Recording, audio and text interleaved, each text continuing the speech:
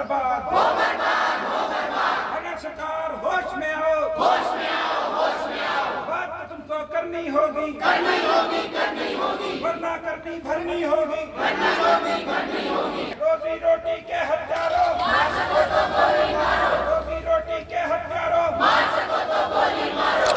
आज हमारा हड़ताल का एनएचएम कर्मचारियों का तीसरा दिन है और हमारी प्रमुख मांग अब की बार यही है कि हमें जो 27 साल से हम लोग सेवाएं दे रहे हैं, इन सेवाओं को नियमित किया जाए। क्योंकि जब भी देश पर कोई भी आपदा आई है, कोई भी विपदा आई है, चाहे वो बाढ़ रही हो, चाहे मलेरिया रहा है, चाहे डेंगू रहा है, चाहे कुछ भी है, चाहे कोविड के टाइम में भी हमने स्वास्थ्य विभाग को, जो रीढ़ की हड्डी कहा जाता है एनएचएम, कंधे से कंधा मिलाकर खड़े हुए हैं। लेकिन उसके बावजूद भी सरकार कोई ठोस कदम नहीं उठाती इन कर्मचारियों के लिए।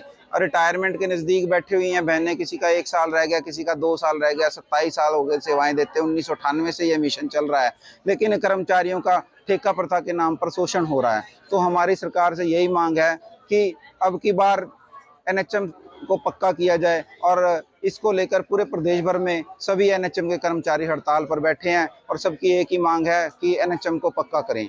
और यदि सरकार इस पर कोई फैसला नहीं लेती है तो कल हमारा हड़ताल का चौथा दिन है। जैसे ही प्रदेश का राज्य कार्यकारिणी का जो भी फैसला आता है, जो हमारा एनएचएम कर्मचारी साझा मोर्चा, जिसके अंदर कई संगठन हमारे जो पहले अलग थलग चल रहे थे, वो सब एक हो चुके हैं और सबकी एक ही मांग है कि एनएचएम कर्मचारियों को पक्का किया जाए। और जब तक सरकार हमारी ये मांग नहीं मानती है, यह हड़ताल इसी तरह से जारी रहेगी। और कल शाम तक जो भी फैसला आएगा, इसको अनिश्चितकालीन में बदलना है तो इसको अनिश्चितकालीन में बदल दिया जाएगा।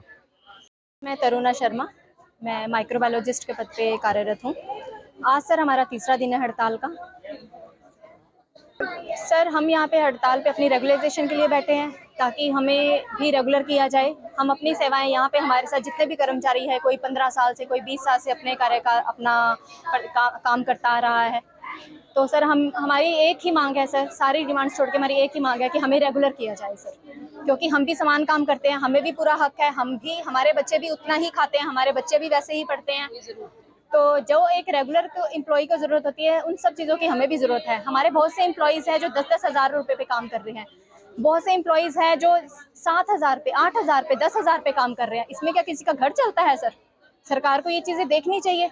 जो पोस्ट रेगुलर की पोस्ट निकालते हैं, रेगुलर की पोस्ट वो कैसे निकाल देते हैं? 40,000, 50,000 की स्टार्टिंग की।